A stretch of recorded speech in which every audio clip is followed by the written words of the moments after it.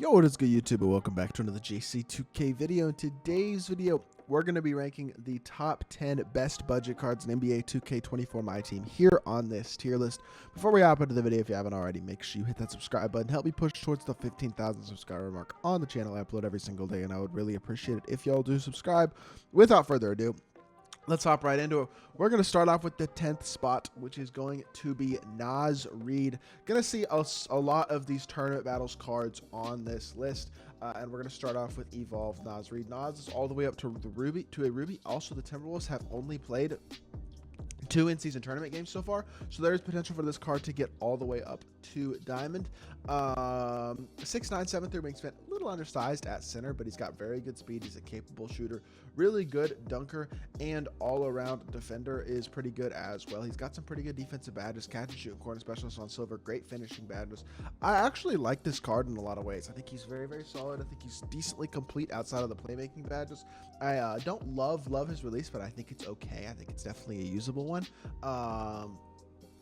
I mean, I think this card is already very, very solid just as a base card right now as a Ruby, and I think he has the potential, if he gets another Evo or two, gets a little bit more defensive badges, maybe a little better shooting ability.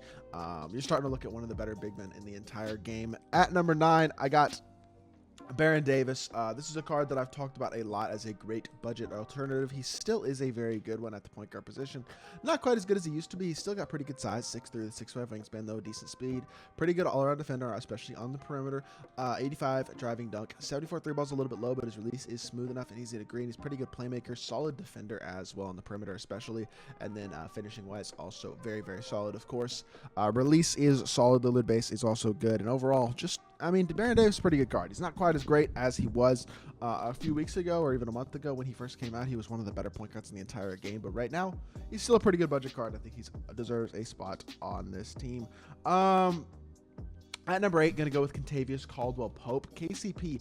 Unfortunately, the Nuggets did lose their last in-season tournament game, which prevented KCP from getting Evo to an Amethyst, and also caps out his Evo potential at Amethyst. But even as a Ruby, he's a very solid card. 85 speed, 82 excel, 87 shot 3, versatile defensive card, 73 driving dunk. He's not really much of a playmaker at all. His ball handle rating is too low to time burst, but he's a great 3-and-D card with an elite release. Very, very good defensive badges.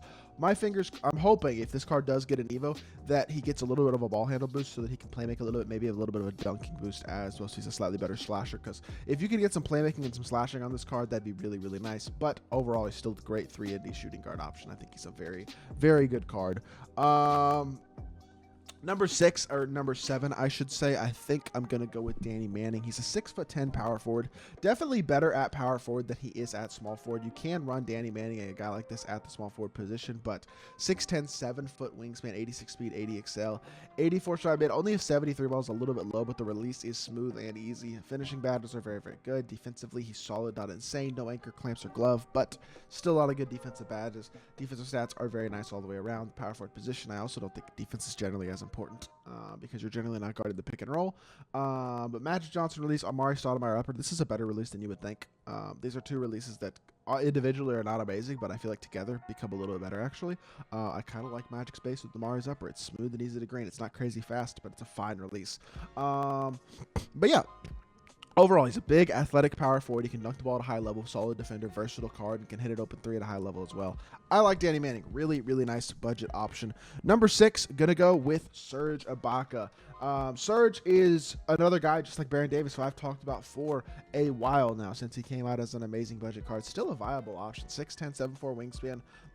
Badge-wise, not incredible, but he's got good finishing badges. Defensively, he's also very good. Gold anchor, brick wall, pogo stick, post lockdown, silver rebound chaser, and then gold area wizard, precision dunker, and posterizer, silver fast twitch, masher, rise up. Bronze claymore. Doesn't really have playmaking. His speed is not great, but 64 is not a complete and utter liability either. He can hit it open 3. His release is pretty nice. He's very athletic, and he's a very good interior defender.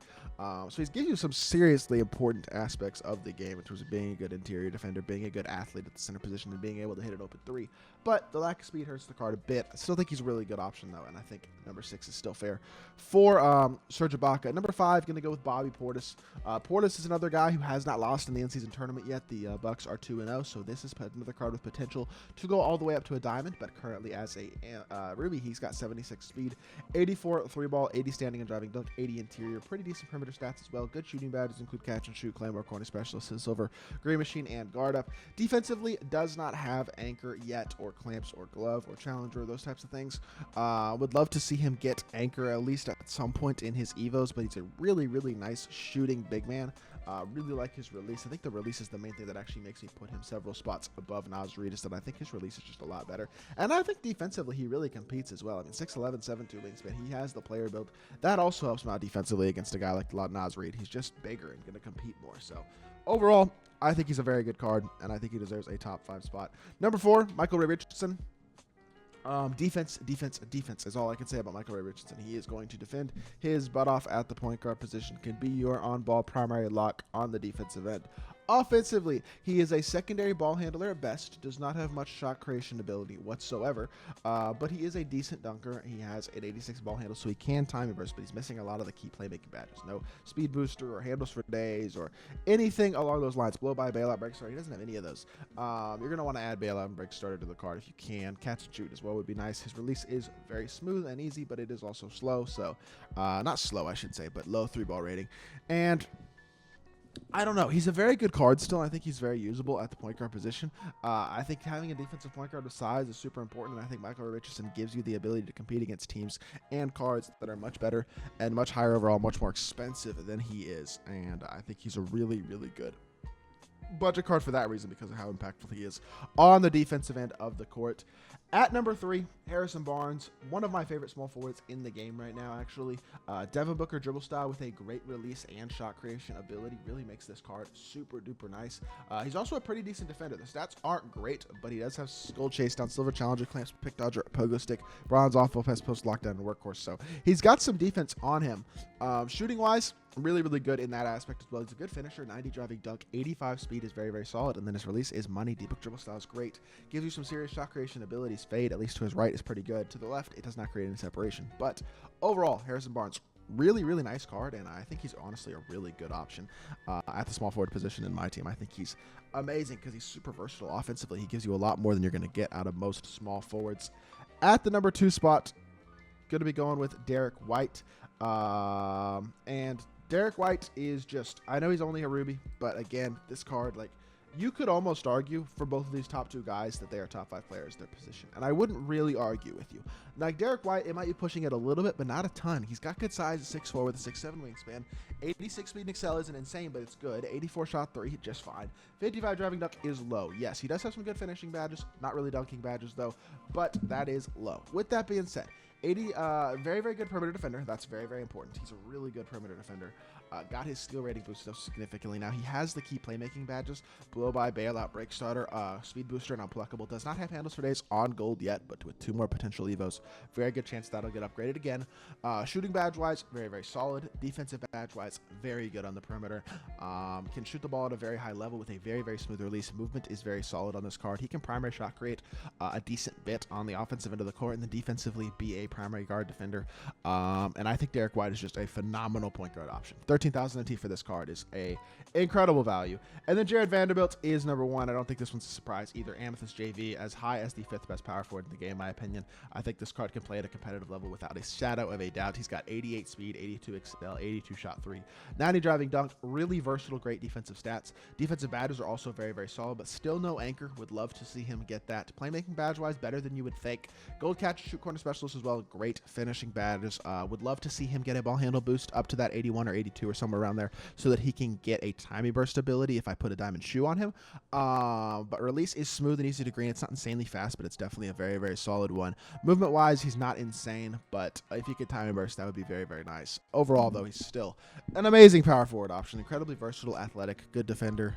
Just a really good all-around card at power forward. And this is my list of the top 10 budget cards in the game right now. It's sure It will continue to progress and continue to change, and it also consists of like 5 of the 10 cards being tournament battles cards, none of which, by the way, have reached their max Evo potential as of yet. So those cards have the potential to continue to improve and get better. That's the thing about Jared Vanderbilt. He's got another potential Evo if the Lakers do beat the Jazz tonight. Same thing with Derek White. The Celtics win their next 2 games. He's going to get to a diamond. Bobby Portis, same thing. KCP could get to an amethyst. Nas Reed could also get to a diamond. So all those cards have incredible potential for their Evo to continue to improve as well, which I think is really, really nice. And overall, yeah, very, very excited about the budget cards because of this tournament battles thing. And also the fact Harrison Barnes, Danny Manning are also pretty much brand new. They came out in the last week. Like 2K's doing an actually good job with budget cards as of late between these tournament battles cards and actually dropping some pretty decent ones in packs as well. That is something that I will give them props on, and I hope continues. We need depth. We need good budget cards. We need cards that are super cheap that can compete against top-tier options, and right now we have a lot more of those guys than we've had throughout the year, so I got to give 2K credit on that one. But that is going to do it for this video. I hope y'all did enjoy. If you did, make sure you hit that like button, leave a comment, and subscribe. I'll be back with more 2K content very, very soon, and I appreciate y'all. Peace.